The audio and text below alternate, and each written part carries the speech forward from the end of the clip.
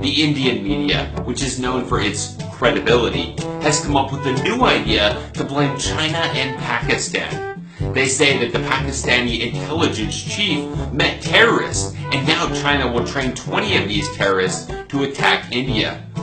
Multiple groups who have been asked to go ahead and bleed India with weapons of mass destruction, and the training is coming from nowhere else but China. That is the reality. We know the exact location. This location, somewhere in Pakistan. We know the exact location, somewhere in Pakistan. But wait, are there any pictures of this meeting? No. Are there any videos of the meeting? No. Okay, so, are there any witnesses? No, there's not any of those either. Then what does the Indian media mean when it says it has all the proofs? You decide.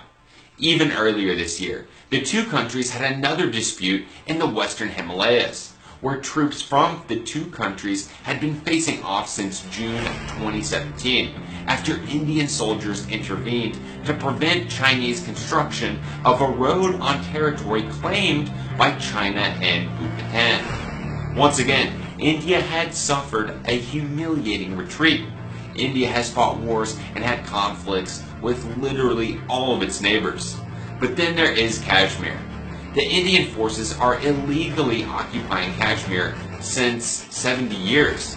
But what is alarming is that in addition to pellet guns, Indian forces are using chemical and biological weapons on innocent civilians in Kashmir, as evident from these pictures.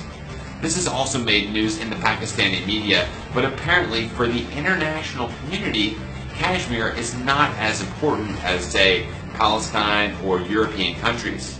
But just to set the record right, India and China have been rivals since as long as one can remember. Well, India has been rivals with Bangladesh, Myanmar, Nepal, and Pakistan, which means literally all of its neighboring countries.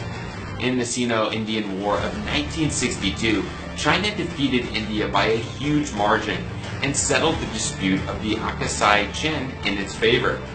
3 years later, India suffered the same fate at the hands of Pakistan's military in the Indo-Pak War. Do you really think that with the kinds of power Pakistan and China have together, they will need another 20 terrorists to